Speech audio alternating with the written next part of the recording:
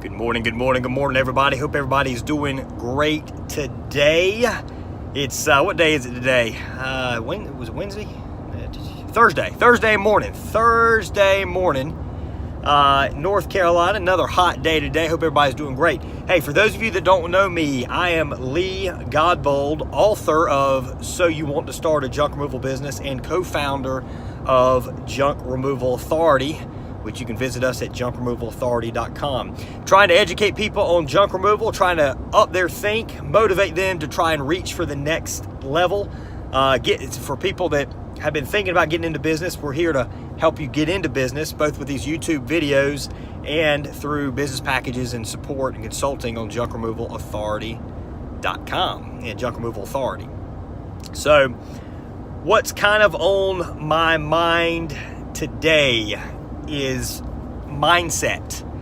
And what do you do kind of when the going gets tough? What do you do when you need to expand your business? You need to grow your business. What do you do when you're slow? I used to race NASCAR style stock cars, and I could drive the hell out of the car, but stuff would always break, and I'd be a bit slower than everybody else. I just lagged a little bit. But I mean, I was out there in a car I had maybe $10,000 to $15,000 in, and there were guys that had $80,000, $100,000, $120,000 in their car, in their race car. So, those guys, to get to that point, most of them, I mean, I wasn't making any money. They were making more money than I was, but most of them were not really wealthy people. Some of them were, but most of them were willing to do whatever it took to be fast, and they take a credit card. And I'm not saying you should necessarily do this in your business, and you probably shouldn't do it in racing, but because a lot of them do it and it doesn't work out, but they would max out credit cards to get that car fast. And you'd spend, I mean, there were guys that had $20,000 in a set of shocks. They had more money in a set of shocks than I had in my entire car. And that having that extra set of having that shock, you'd spend $20,000 or more to get 1/10 of an extra second. That 1/10 of an extra second was the difference between running about 7th or 8th on the track, maybe 10th on the track, in first or second. And those guys up there, they spent the $20,000 on the shocks. They were up in what's called the money. They, everybody gets paid here, but first, second, and third got a lot more. First place was about $2,500 to win. Second place was about $1,800. Third place was about $1,200. And then on back, I mean, fourth was like $500. If you ran 10th, it was like $300 or $400. So, you're not even covering expenses at that point. The guys up front, there were always a couple people that consistently won. First, second, they were always first, second, third. They kind of exchanged stuff out. They were making money. They couldn't get there until they spent money. And only one of those guys was wealthy. The other ones, it took some freaking courage, stupidity, or something for them to go out and spend that money to do it right. But you know what? They're still racing now. They're still successful on the track. They're one of the few people racing short track stuff that is actually making money and not losing money. And that's a hard thing to do.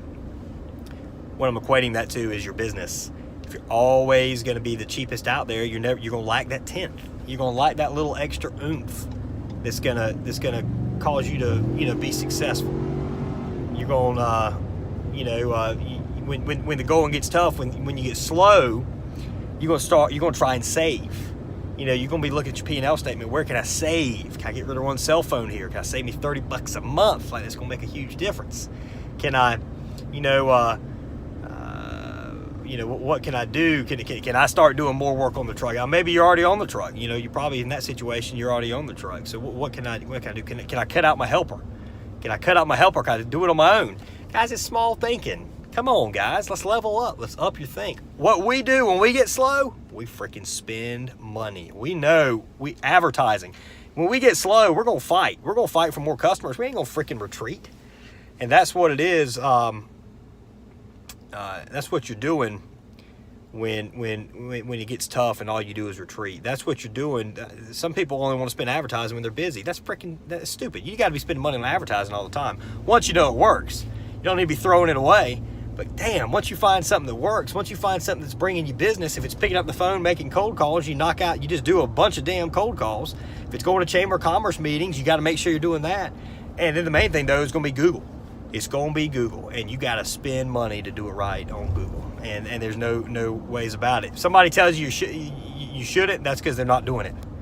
That's because they didn't have the guts to get out there and do AdWords. And it takes guts. It takes guts. Now, our pay-per job program removes some of that. I'm not going to plug products too much here, but that's the reason we created pay-per job. But what are you going to do when the going gets tougher? Are you going to take the gloves off? Are you going to get to fighting? Are you going to go after it? You're going to get slow at some point, guys. You're going to get slow. What are you going to do when you get slow? So what you got to also do is when you're busy, you got to be keeping up. You got to be keeping your money. You got to be keeping your money, but you got to be investing it back into advertising. That's the reason we're very seldom. We're never. We're never dead.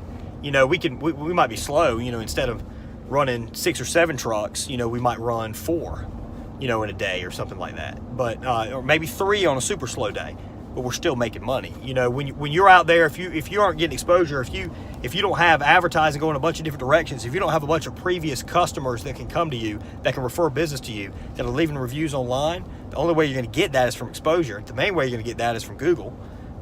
But you also got to hustle. I mean, you know, before I started JRA, we've got somebody else doing this now. I don't answer any customer calls for the most part for Junk Doctors. We have a call center that handles that, and we've had a receptionist for years. You know, when I was on the phone, I was visiting realtors. You know, I was doing all the stuff on the business that needed to be done, trying to get more sales. And that's what you need to do. You need to get out there every way you can. By far and away, the best way is Google, internet advertising. But you got to get out there and get business. Are you going to retreat, or are you going to fight? That's the question. I know I'm going to fight. What are you going to do?